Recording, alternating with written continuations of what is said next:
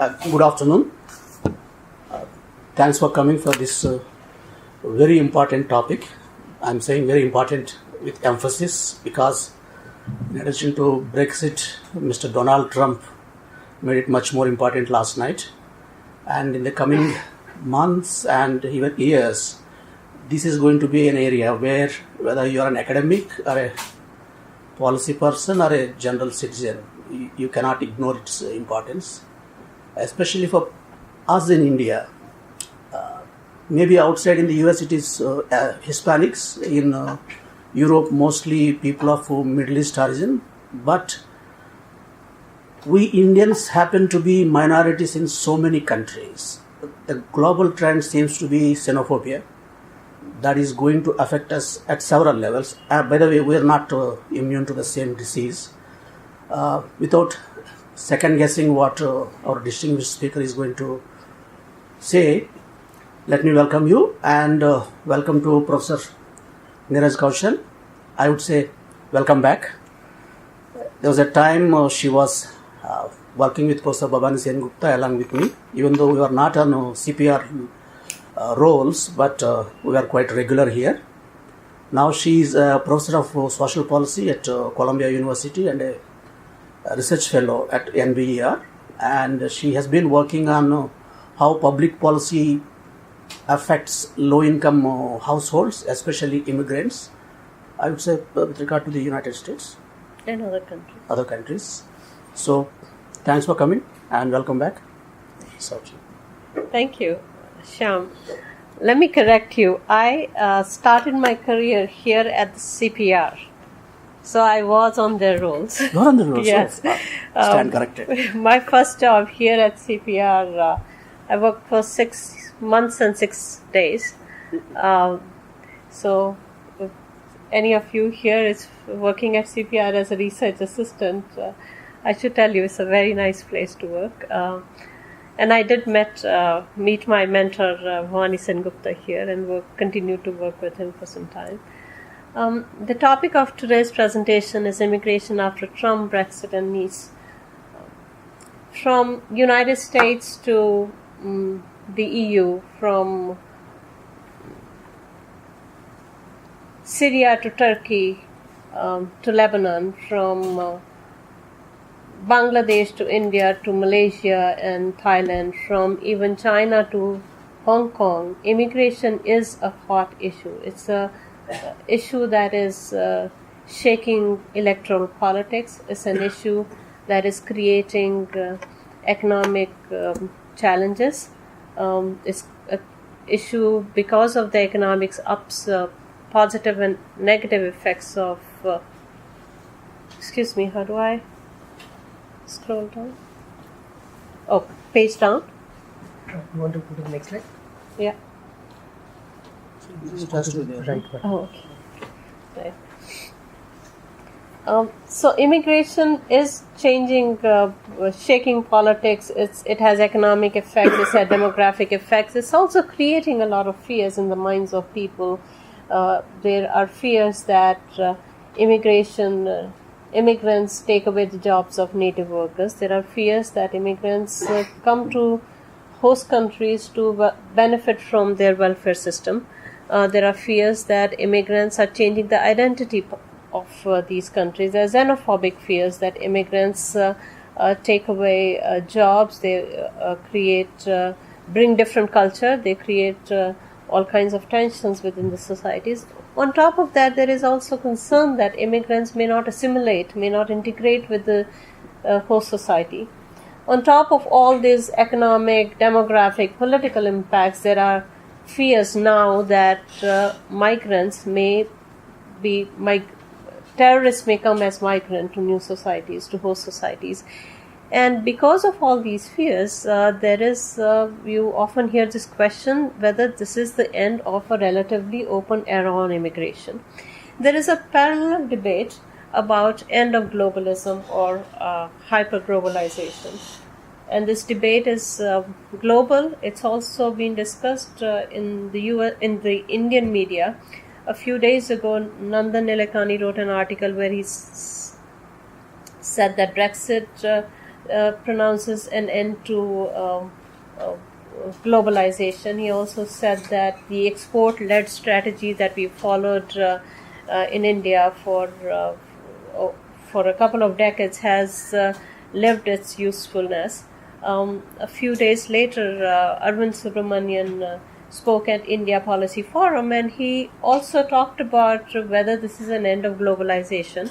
And he made a very interesting argument where he said 80% of globalization is technology driven and 20% of globalization is policy driven. So he had a different argument where he says that even if Western societies decide in imposing protectionist policies, globalization will continue. So there is a debate going on whether globalization is ending, and people are approaching this issue from different perspectives. Now, there's nothing new about this debate on globalization and discontents of globalization. In fact, several books have been written on this topic. Several books were written on the topic in the 90s. There is one difference in this debate, which is that in the 70s and the 1980s, when we talked about globalization or end of people criticize globalization, it mostly came from developing countries. Developing countries had this fear that Western countries were imposing their policies or were using globalization to benefit, to enrich themselves further, and this is going to lead to problems in developing countries. It would kill entrepreneurship in developing countries. These arguments were talked about in India during liberalization. So we are all familiar with that, and we have gone past that. In fact, in the last 20 years, developing countries have been finding the benefits of globalization. And now what we see since 2000, and more particularly since 2010, Western countries seem to be opposing globalization. The fears of the economic effects of globalization have come more from Western countries. And that has now created this debate again, and people are wondering whether this is the end of globalism. Is the West turning protectionist? And what would be the effect of all these changes on immigration policy and immigration? Now again, discontents toward immigration are not new. They have been during all the previous, over the last 200 years, whenever there's a huge wave of immigration, there have been discontents, there's been opposition towards immigration. And opposition towards immigration, for instance, at the end of about 100 years ago in the United States and several other countries, mostly in the Americas, led to restrictionist policies towards immigration. I think what we see now is somewhat different, somewhat more than what we saw. The opposition towards immigration was in the 1990s and in the early years of the current century, in the sense that it is more widespread, it's stronger, and there are various other dimensions of it. It's beyond just the economic effects of immigration. What we see now is the creation of far-right exclusionist parties that have now become mainstream. There were political parties, and these political views were mostly in the fringes in the 1990s, but now they become more mainstream. So 3-4 weeks ago, we saw Brexit, a referendum in the UK by the UK public to opt out of the common European market, to get out of EU, and the primary reason, the most cited factor for their exit from EU was related to immigration. Hungary is building about 200 miles wall to seal itself from the southern Europe, and basically to make sure that refugees from Syria don't enter northern Europe. Greece has built a wall with its border towards Turkey so that Syrian refugees don't come in. So what we see is Syrian refugees take much more difficult routes to enter Europe. Poland, which has a growing population of immigrants all across Europe as well as in the United States, has said that it will not take any Syrian refugees. So we see opposition to immigration, in particularly Syrian refugees in Europe. We also see this phenomena is not just limited to Europe. Europe, we've seen it far more virulent. But you also see this phenomena in the United States. Donald Trump, who just got the Republican Party nomination for presidential candidate, has been using immigration as a tool to gain more support. He has called Mexican immigrants rapists. He's called them terrorists. He said that he wants to have a wall built which would be paid for by Mexico, irrespective of the fact that the US itself has been spending a lot of money in building the wall, and they have actually constructed a huge wall, multi-layer wall. They're using drones, they're using electronic surveillance. But, the rhetoric of these things turns out to be very different from the reality. US passed under George Bush the 2007 National Defense Act to actually create a wall. Again, this issue is not just limited to the United States and Europe or Western countries. We also see echoes of opposition to immigration in Asia as well. In 2013, Singapore voters had protested against their immigration policy, saying that Singapore is for Singaporeans. Malaysia very recently had a memorandum of understanding with Bangladesh to allow 1.5 million workers, mostly unskilled workers, people who do 3D, what in this literature is called 3D, dirty, dangerous, and demeaning jobs. And they had to renege on this promise because voters or trade unions were against immigration. Bangladesh and India, Amit Shah said not a bird would be allowed to enter India from Bangladesh. So this kind of opposition to immigration seems to be more widespread than just in the West. So immigration was once, even in Western countries, and particularly in the US, was when it comes to national politics, was more like an ancillary issue, whereas now it has become a mainstream issue. Not only in rich countries but also emerging economies. Similar discontents, as I said, were seen about 100 years ago that led to restrictive immigration policy. So the question now is, are we going to see similar change in immigration policies? Is the world or Western countries and Asian countries, are they going to impose restriction on immigration? I'm not going to answer that question, but I would talk about several factors which I think will determine what would happen. However, before I do that, I want to say a few words about that immigration is really not a crisis that is made out to be. In print media, especially in social media, you see people using words like flood, deluge to talk about immigration, and often in social media you see these images of refugees landing in western shores in boatloads, and that gives the impression that immigration, there is some kind of a crisis. There are some pockets of crisis, but let me say a few words about that. Immigration as such is not a crisis. Immigration is in fact one of the least flourished dimensions of globalization.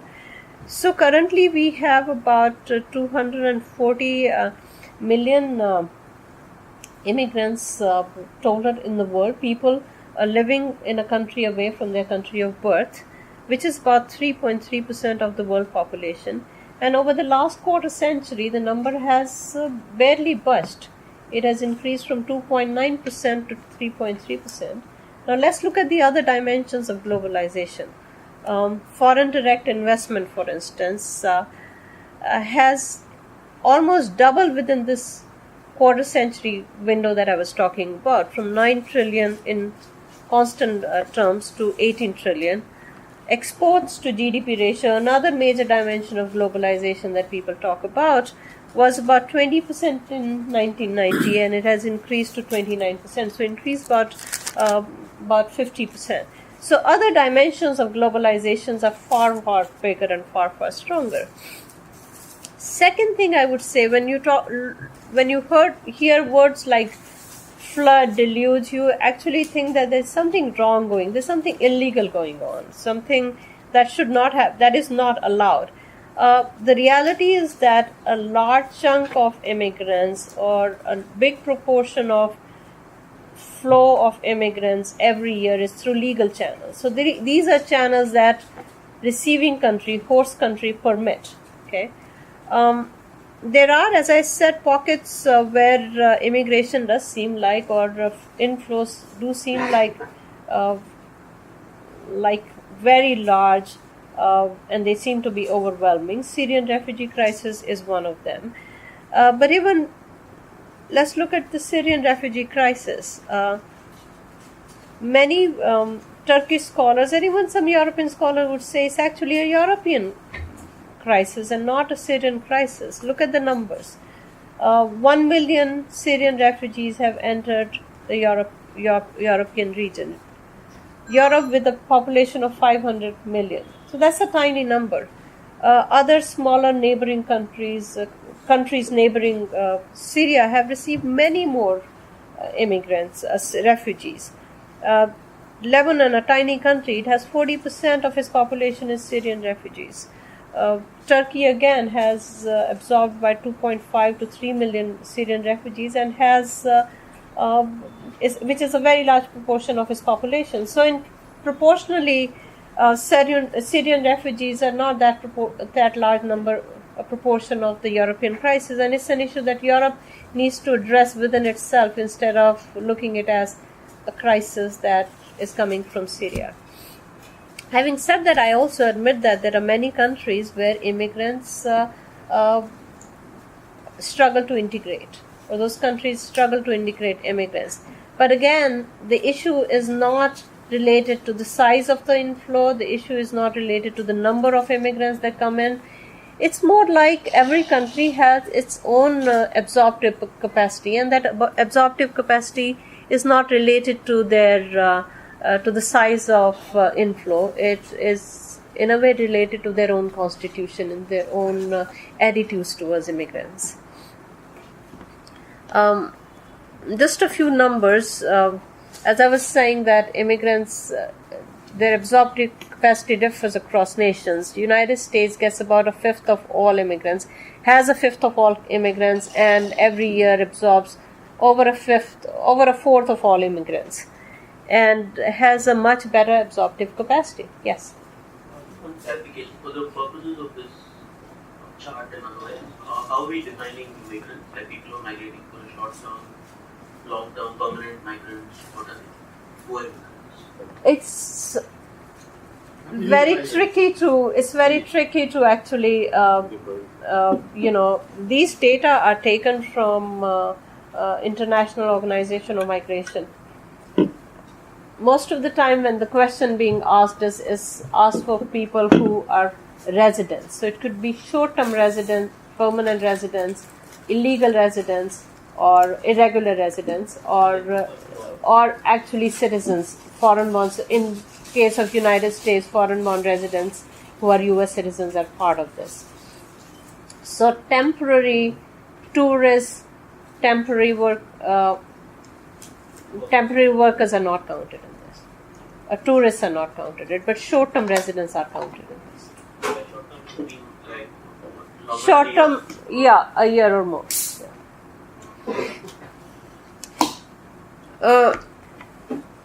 Of course, the first chart was giving you absolute numbers. So as a proportion of population, many countries in the Middle East have a much larger proportion of their population that's immigrants, but they are basically they're unlikely to ever become permanent residents. They go there only for short term, on work visas.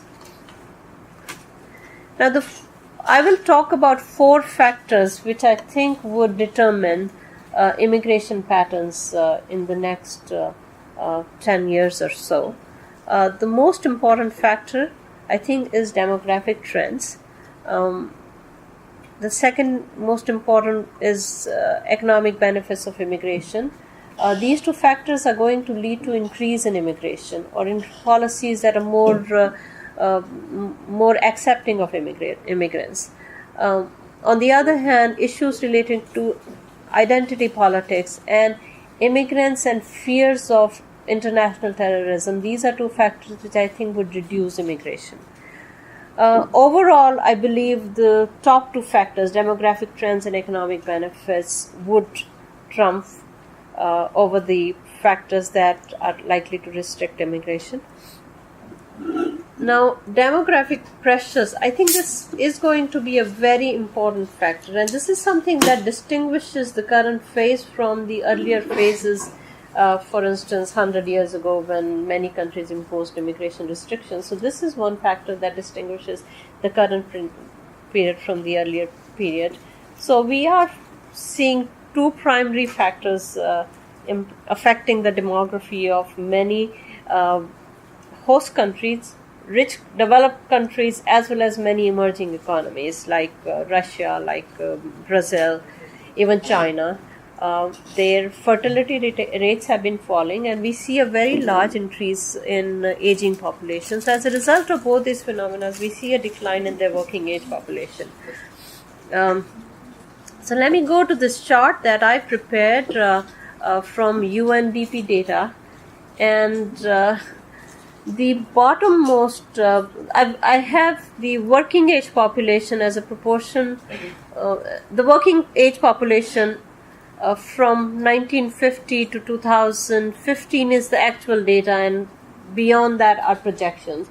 And when demographers make projections, you can trust them because there's hardly much risk. There might be some error in their projections, but not a whole dramatically large difference. So I would start with the bottommost line there. That is a line that depicts the working age population for Japan. Japan, you'll see working age population kind of peaked around early to mid 1990s, and since then it has been declining. And if you look at the trend, you'll see a much larger decline, something like 50 million or 40 million, about 30-40% of their working age population will decline in the next 15 years or so. And what we've seen in Japan is basically pursuing a very restrictive policies and being content with a recession for the last 1/4 century.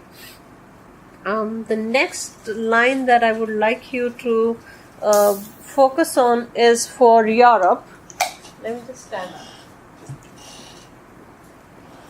So Europe is somewhere here, and its population, working age population, peaked around 2010, and you will see about 100 million decline in the size of its working age population. And you can imagine what kind of an impact that decline would have on the economy. It's just losing sheer working age population. Look at China. China, the largest population-wise country in the world, it has its working age population has peaked, and in the next 35 years, they're likely to lose 150 million workers, working age population. In my own conversations with policymakers in China, they tell me that skilled population and working age population is the biggest threat they foresee to their economic growth. Now let's look at Northern America. You see Northern America, its population is going to continue at a slight level, going to keep on continue to rise. India will plateau our working age population about between 2045 and 50. The only 2 regions of the world where we continue to see an increase in working age population is Northern Africa and Sub-Saharan Africa and Northern Africa. So what you would see in the next 50 years or so, or even longer, the composition of immigrants around the world will change. There'll be a lot more immigration from African countries to the rest of the world. One more thing that I'd like you to notice here is that around 1990, about half the, in Sub-Saharan Africa, working age population was about half the working age population in Europe. And very soon, it's actually crossed. Now it's about the same, and the demographic trends that you'll see is that Europe is going to continue to shrink, and North Africa, Sub-Saharan Africa is going to increase in size.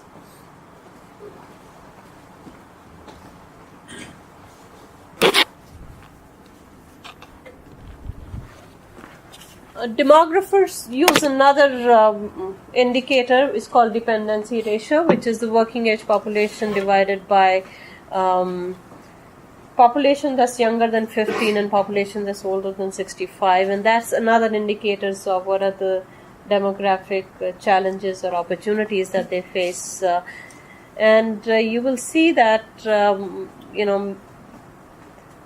countries, Western countries, Japan, South Korea, United States, working age this dependency ratio is increasing. India is in a comfortable range at the moment. China, the dependency ratio is rising. Latin America, which has had a huge, had high fertility for many, many years, has seen, many Latin American countries have seen a decline, sharp decline in fertility. So that's kind of shows you that the source of labor or immigrants that United States enjoyed, especially for Mexico, is drying up. Europe see a huge increase in dependency ratio. And the two parts of the world where dependency ratio is far more comfortable is Africa, Sub-Saharan Africa and Northern Africa. So can we interrupt? Yes, please.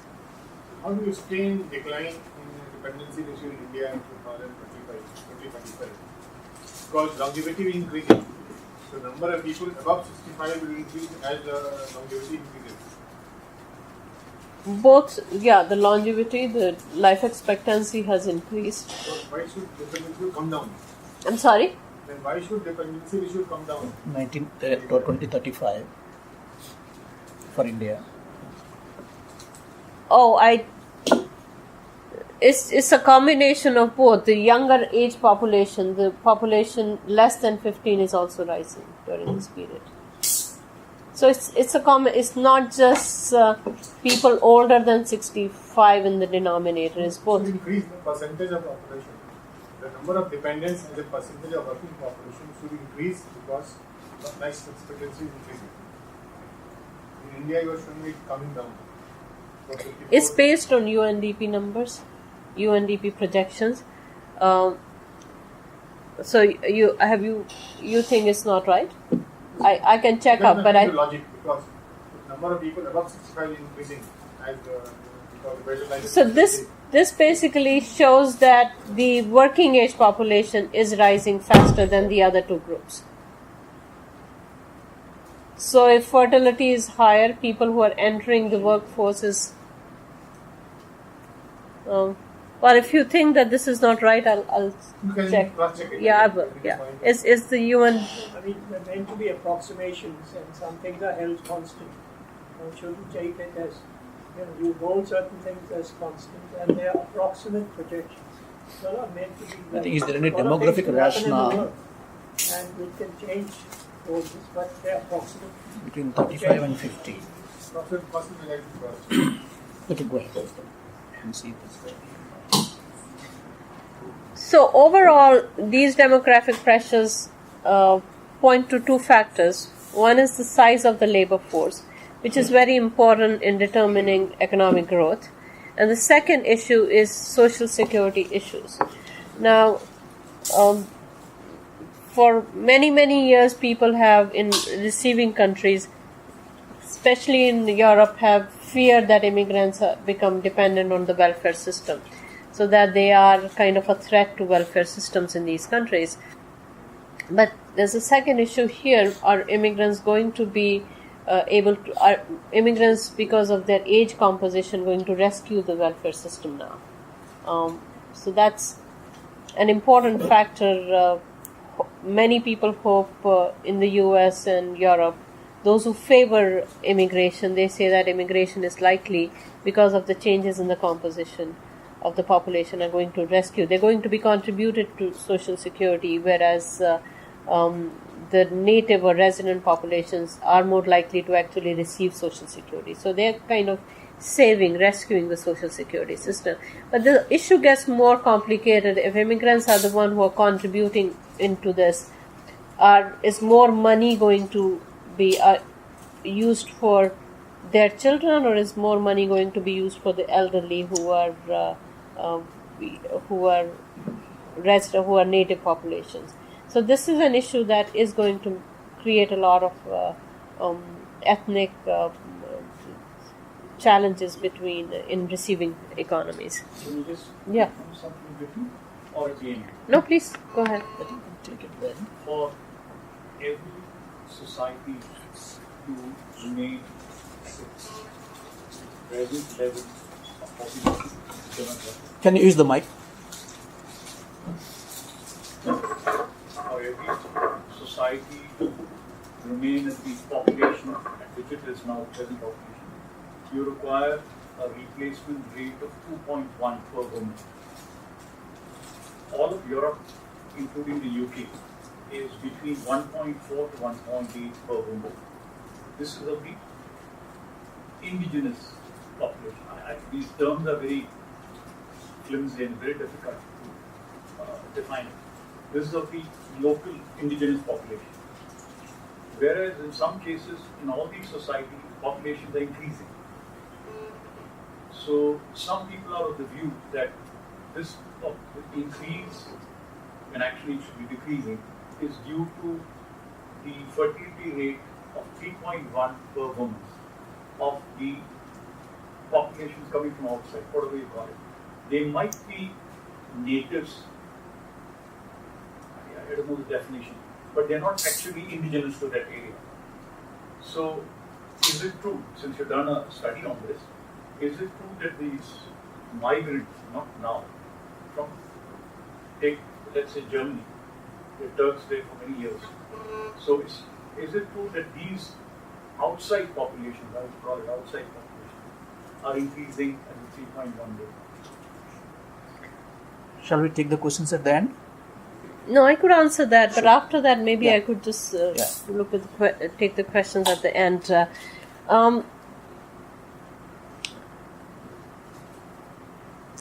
Immigrants have somewhat higher, or immigrant ethnic groups have somewhat higher fertility rate, but not really that dramatic a difference. And immigrant populations, for instance, in Germany, Turks, the number is not that high, and their fertility rate tend to, over time, converge towards that of native populations. Over it. Yeah, it's going to. They have somewhat. So let me give you the example of United States. United States in 1970 had a fertility rate which was slightly below the replacement rate. And there was this fear that now the United States is the working age population is going to reduce. And in 1965 it changed its policy and has had a very high increase in immigration over the years. Partly because of that immigration, the fertility rate has increased slightly, and since then it has been slightly above the replacement rate, only slightly above the replacement rate. But that just slight thing makes a difference. Yeah. So I'm asking about the difference between the native versus the immigrant. Is it true? It's true. Yes. Yeah. And in Europe, it's more true. Places like France, it's I think Italy and France are 1.4 per woman, whereas for the immigrant, it's 3.1. No. I won't accept the number 3.1. It varies from place to place. So let me take the macro impact of that. Am I saying that immigration can rescue nations from demographic demise? European nations, and the answer is no. That immigration, you have to have much, much higher levels of immigration in order to see that Europe stays at its current level and Europe does not shrink and disappear.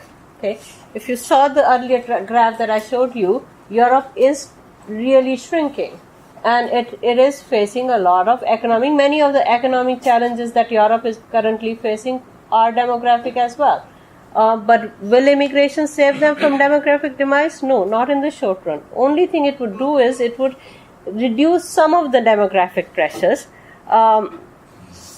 and it might also, in some countries, could influence immigration policies, as we've seen in US, Canada, Australia, and Germany. Germany has turned around. They've realized that up until this very recent Syrian crisis, if you remember, Angela Merkel used to say that multiculturalism is dead in Europe or in Germany, and she came around to the view that immigration is the defining issue of her generation, and that they went on to accepting Germany as a country of immigrants.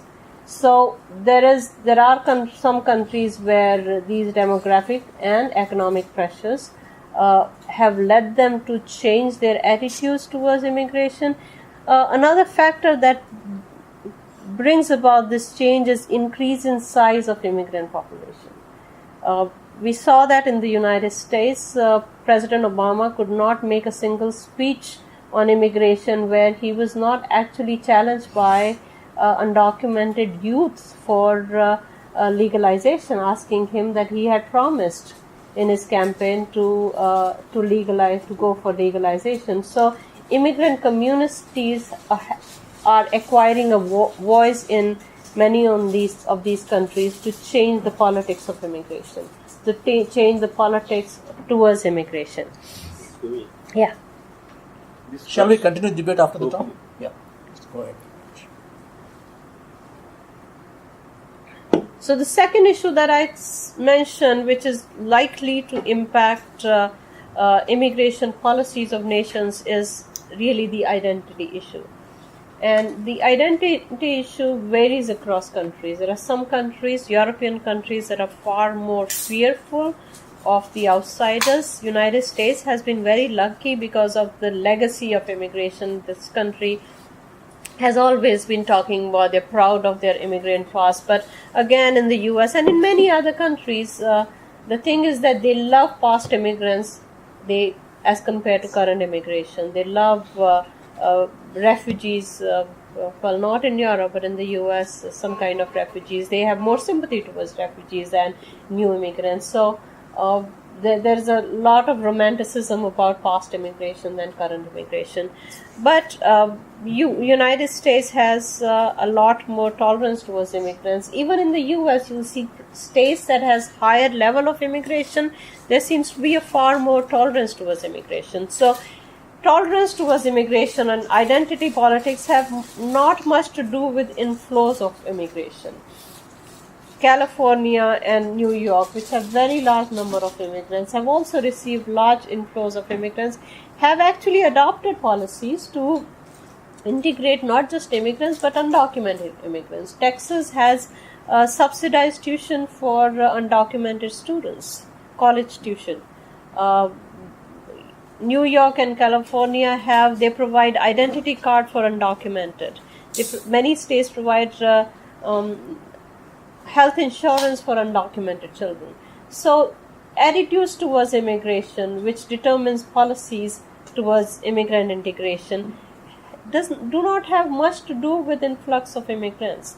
In fact, states like Montana or North Dakota, South Dakota have very few immigrants, and they generally tend to have more restrictive policies on immigrants.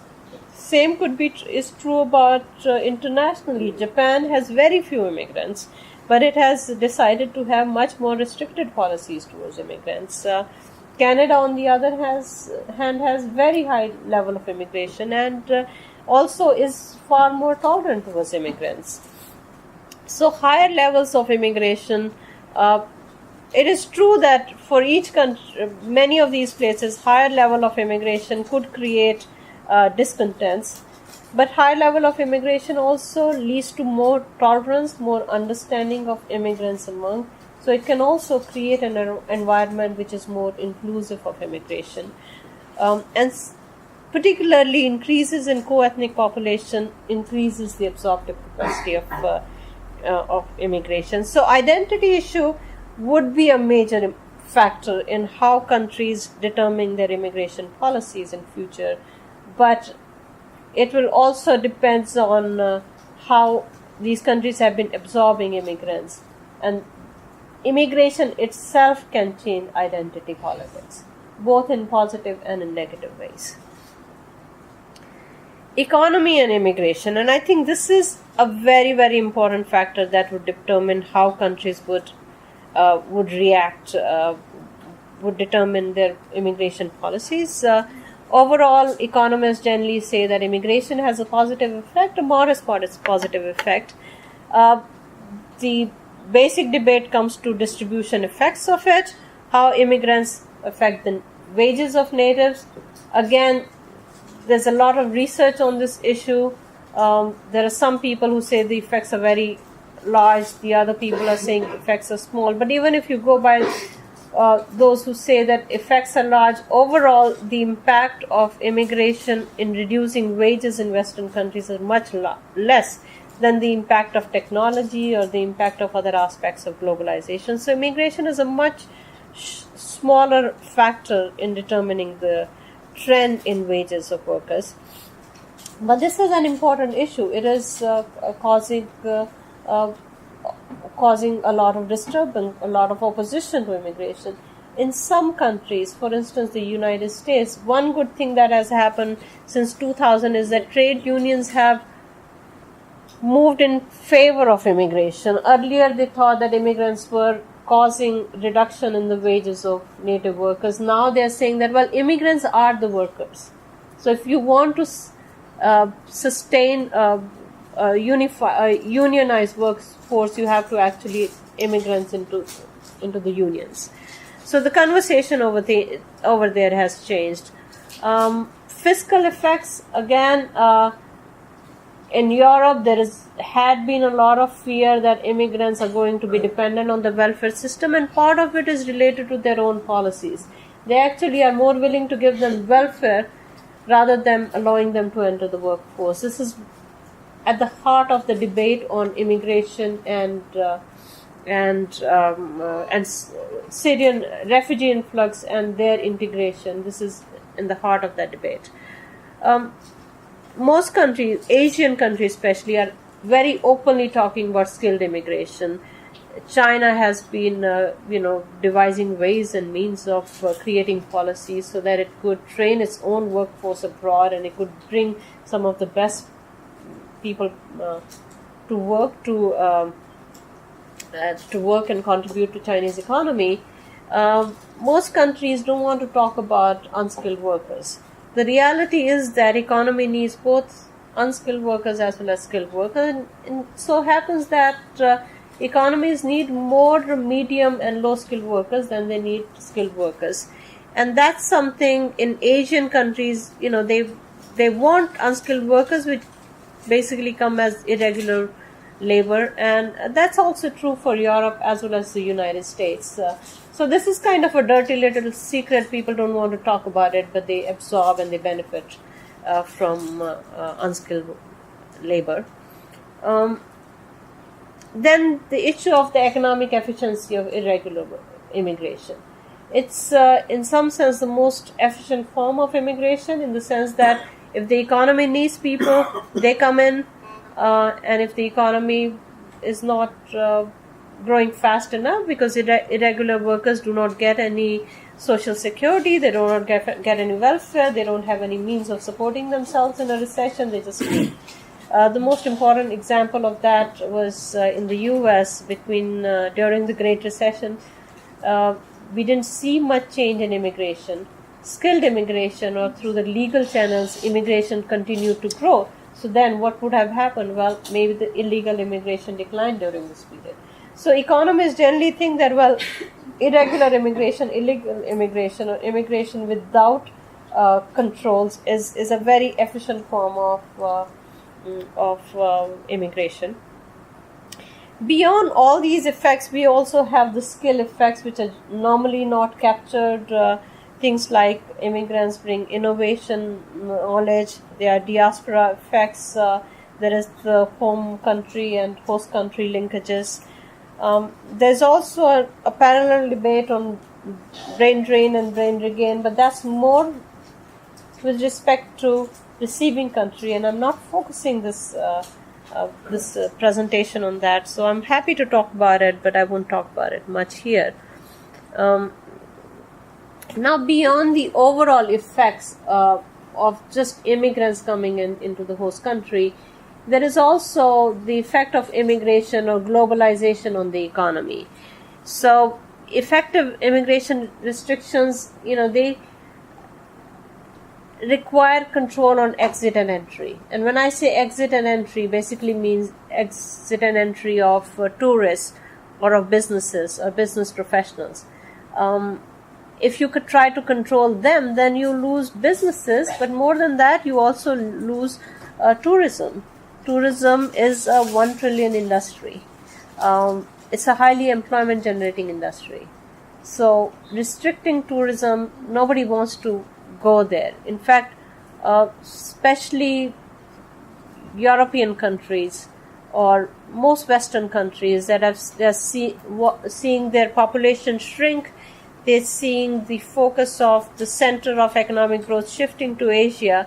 The only way they can partake with the prosperity of Asian countries is by attracting tourists who can come to their shores and buy goods and use their services. So that's a major part of revenue.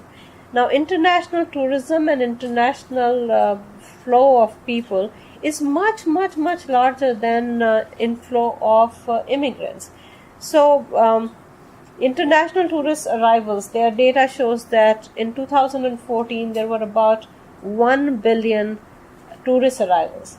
Now, even if you assume that each one of them traveled, that a person, all these international tourists make 10 trips a year, that still leaves you with a number of 100 million tourists, right?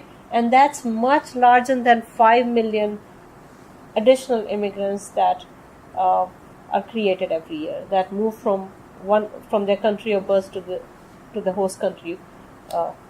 So it's a much larger volume. It creates much larger economic benefits. And the only way to restrict immigration is by also putting restrictions for travel as well as for business travel and tourism, imposing travel restrictions. And no one wants to do that. So that is really the big challenge. How do you restrict? How do you go protectionist? How do you impose restrictions on immigration? I was earlier talking about illegal or irregular immigrants. Irregular immigrants don't really, always cross the border. In the US, about 40% of irregular immigration actually overstay their visa restrictions. So if you don't really impose any restriction on tourism, then it's going to be difficult to actually restrict immigration.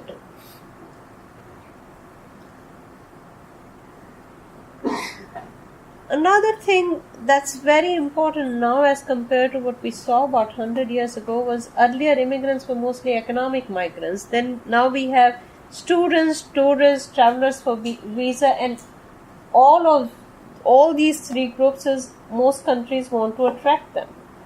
Countries want to attract students, they want to attract tourists, and they want to attract business travelers. And unless you impose restrictions on their travel, it would be impossible to actually restrict immigration. Finally, the issue of immigration and terrorism. I'm not going to say much about that because I really don't have much to add. I think that most of the anxiety about immigration is just anxiety, but then every instance of terrorist attack creates and multiplies these anxieties. And I think it's going to remain an important factor as to how countries will respond or create immigration policies. There is little evidence in the US, for instance, that terrorists have entered through the Mexican border, but that has not had any impact on the amount of money that the US keeps spending on border control, on border security. So how countries are responding to terrorism attacks and restricting their immigration policies, this may not have any effect, but this has a lot of political gains. So in the last 15-20 years, almost every US president, when they start their speech on immigration, they mostly start with immigration is a big part of national security. So immigration policy has become an important part of national security, even though it's not that effective, even though all the money that they have spent on border control has not brought any gains, but it has high political benefits. So it's going to be an important issue. Now I'm going to say a little bit about the Trump phenomena and attitudes towards immigrants in the United States. This is one way of actually showing that attitudes, not just in the US but in many countries, are not quite reflective of what the ground reality is. So, when you look at Trump's electoral or Trump's political rise, is you feel that United States is a country that really opposes immigrants. But if you look at the actual data, you get a feeling that it might be a very small chunk of the population that is turning more restrictionist. So I took this data from the General Social Survey, which between 1996 and 2014 was conducted about 7 or 8 times. And they asked in all these surveys a question about should attitude towards should immigration increase, decrease, or remain the same? I'm sorry, there's a typo here. So the question was, should immigration increase, decrease, or remain the same? And I plotted this data. The top line is actually response to the question, should immigration decrease? And you see a steady decline in the proportion of the population that is saying that immigration should decrease.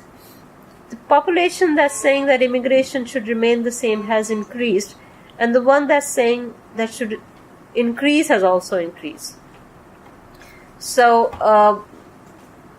in 1996, about 63% of the population said that immigration should decrease. By 2014, that proportion had shrunk to about 43%. Then I was curious. So that doesn't really tell us what's going on with the Trump's rise, or with this entire Republican Party. Many of his candidates actually opposing immigration. So I looked at this data. The data also asked questions of people, whether they are liberal, they consider themselves liberal, or whether they consider themselves conservative, or whether they consider themselves they are independent. Because the sample sizes decreases, you see a lot of fluctuation here. But here again, you see the number of people who are saying the immigration should increase has more than doubled in these 18 years. Conservatives, the increase is much less, decline is much less, but again you see the same pattern. Moderate, somewhat similar pattern.